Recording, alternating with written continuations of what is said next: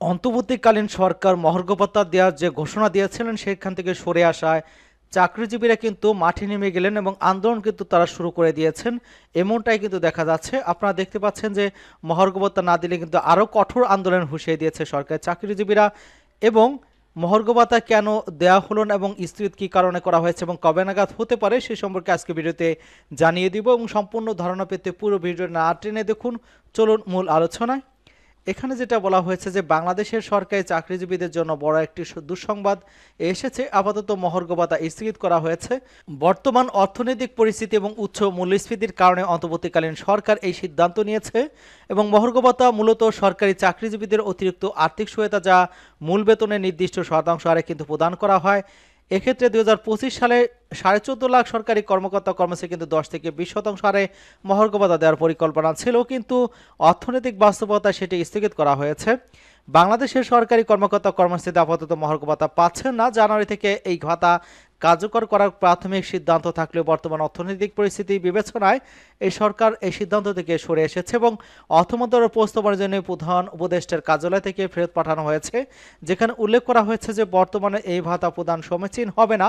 পরিস্থিতি স্বাভাবিক হলে ভবিষ্যতে বিষয়টি পুনর্বিবেচনা করা হবে।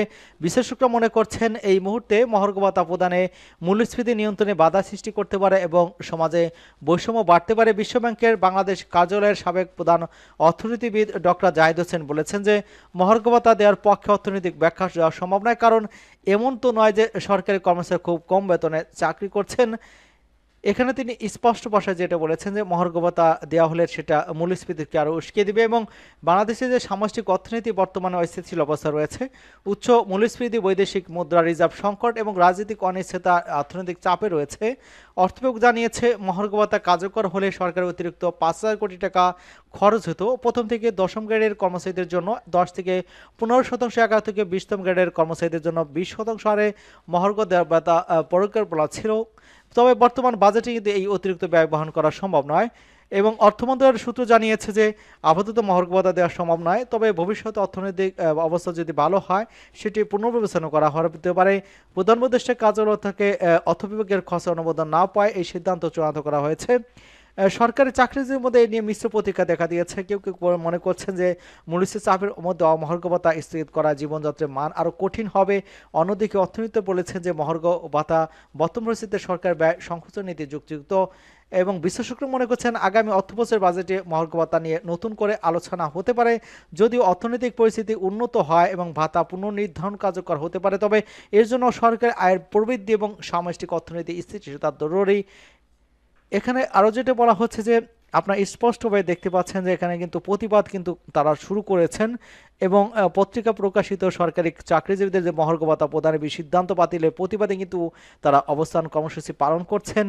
এখানে 31 জানুয়ারিতে কিন্তু মধ্যে তারা আলটিমেটাম দিয়েছেন, এর মধ্যে যদি ঘোষণা না করলে কিন্তু কঠোর আন্দোলনে যাওয়ার হুঁশিয়ারি দিয়েছে এবং সরকারি কর্মচারীদের দুটি সংগঠন, একটা হচ্ছে জাতীয় শনিবার, এই শনিবার কিন্তু জাতীয় প্রেস ক্লাবের সামনে কিন্তু 11 থেকে 20তম গ্রেডের সরকারি চাকরিজীবী ফোরাম এবং বাংলাদেশ সরকারি কর্মসূচি উন্নয়ন পরিষদে হুঁশিয়ারি দেয়।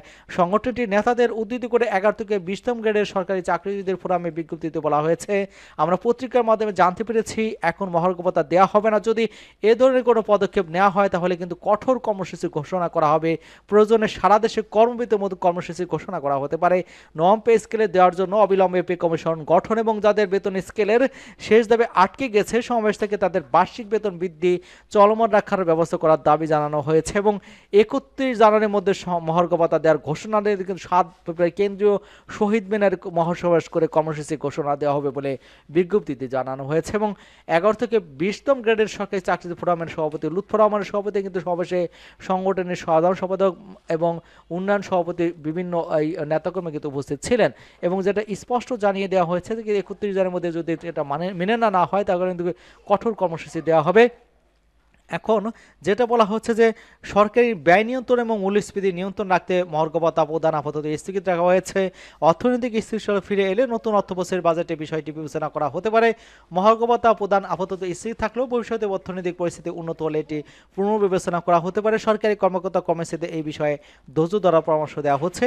আসলে মহার্ঘ ভাতা এখনই দেওয়া উচিত কিনা বা পে স্কেল দেওয়া এখন উচিত কিনা, কোনটা দিয়ে আগে দেওয়া উচিত সে সম্পর্কে আপনাদের মতবাদ কমেন্টস বক্সে লিখে জানাতে করতে পারেন। সকলকে ধন্যবাদ জানাচ্ছি এবং আমাদের চ্যানেলকে যারা এখনও সাবস্ক্রাইব করেনি চ্যানেলটি সাবস্ক্রাইব করে আমাদের সাথেই থাকুন।